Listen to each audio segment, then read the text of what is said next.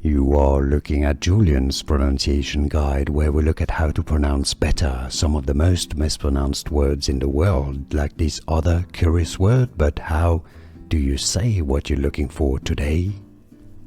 We are looking at how to pronounce the name of the goddess of victory in ancient Greek religion or Greek mythology.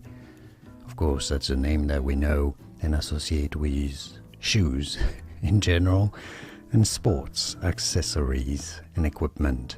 But it's the name of a Greek goddess before that, and in Greek it is said as Nike, Nike, not Nike, not Nike, but Nike.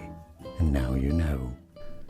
Here are more videos on how to pronounce more confusing words and names too many mispronounced. Like this video if you found it useful. I appreciate your support. I'll see you soon and thanks for watching.